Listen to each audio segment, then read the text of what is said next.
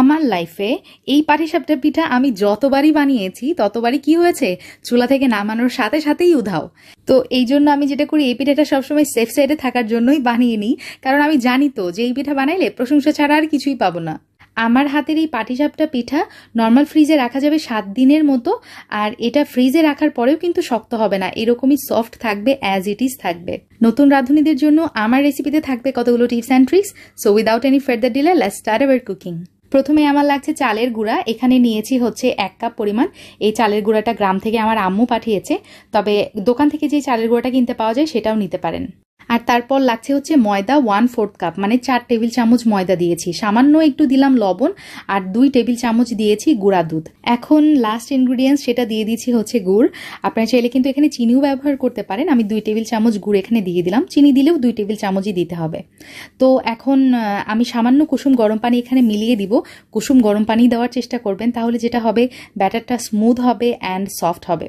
এই পর্যায়ে আপনারা ব্যাটারটার কনসিস্টেন্সি দেখলেই বুঝতে পারবেন যে অনেক পাতলা অবস্থায় আছে। আমি আধা ঘন্টা এটা রেস্টে রাখলে এটা পারফেক্ট কনসিস্টেন্সিতে চলে আসবে।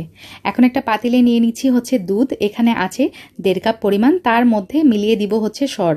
দুধ জাল দেওয়ার পরে ওপরে যেই সরটা থাকে না, সেটা আমি উঠিয়ে ডিপ ফ্রিজে মানে কয়েকদিন ধরে রাখছিলাম, সেটাই দিয়ে দিলাম। তবে এটা কিন্তু অপশনাল, আমি সর ছাড়াও এর আগেও করেছি, অনেক মজা হয় এই খিরসাটা, ইনস্ট্যান্ট খিরসা এটা। 4 টেবিল চামচ আমি গুঁড়া দুধ দিয়ে দিলাম, 2 টেবিল চামচ আমি চালের গুঁড়া দিয়ে দিলাম, আর চিনি দিয়ে দিলাম হচ্ছে 4 টেবিল চামচ। ব্যাস শেষ, আর কিছুই লাগবে না। এই কয়েকটা উপকরণেই আপনার খিরসা 5 মিনিটের মধ্যে রেডি হয়ে যাবে। খিরসা এরকম ঘন থকথকে হয়ে আসলে আমি 1/2 চা চামচ এলাচের গুঁড়া মিলিয়ে দিচ্ছি। আমার খিরসাটা কিন্তু প্রায় রেডি, অনেকখানি ঘন হয়ে আসছে। এই পর্যায়ে দিয়ে দিচ্ছি 1 টেবিল চামচ ঘি। এটা দিলে খুব নাইস একটা ফ্লেভার কিন্তু অ্যাড হবে খিরসার মধ্যে। ব্যাস হয়ে গেছে, কতটা ঘন হয়ে গেছে। চুলার জাল বন্ধ করে দিয়ে এটা নামিয়ে একটা সাইডে রেখে দিচ্ছি। আর আমি শীতের সিজনে সবসময় যেটা করি, এরকম করে খিরসা বানিয়ে নিয়ে নর্মাল ফ্রিজে রেখে দিই এয়ারটাইট বক্সে। 5 থেকে 7 দিনের মতো ভালো থাকে। আবার যখন পিঠে খেতে ইচ্ছা করে তখন জাস্ট আটাটা গুলিয়ে আমি পিঠা বানিয়ে ফেলি।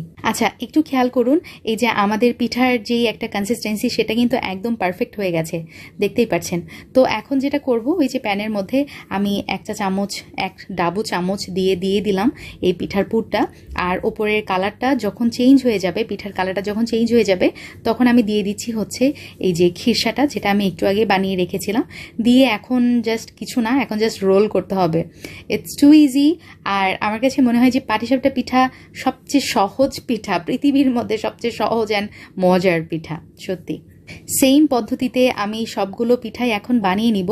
আর এই পর্যায়ে আমার ভিউয়ার্সের সাথে কতগুলো টিপস শেয়ার করব, সেটা হচ্ছে চুলার জালটা যদি মিডিয়াম টু লোতে রাখেন, তাহলে যেটা হবে পিঠাটা কিন্তু একটু ছিদ্র ছিদ্র হবে, ঠিক আছে, যেটা অনেকেই পছন্দ করে। আবার আমার কাছে মনে হয় যে পিঠার যেটা স্মুথ যে পিঠাটা হয়, সেটা আমার কাছে ভালো লাগে। আবার আমার হাজব্যান্ডের যেটা, ও আবার একটু ওই যে পিঠার গায়ে একটু ছিদ্র ছিদ্র যেটা হয়, সেটা খেতে পছন্দ করে। এই যে আপনাদেরকে চেঞ্জটা দেখিয়ে দিচ্ছি, একটা স্মুথ হয়েছে, আরেকটা একটু ছিদ্র ছিদ্র হয়েছে।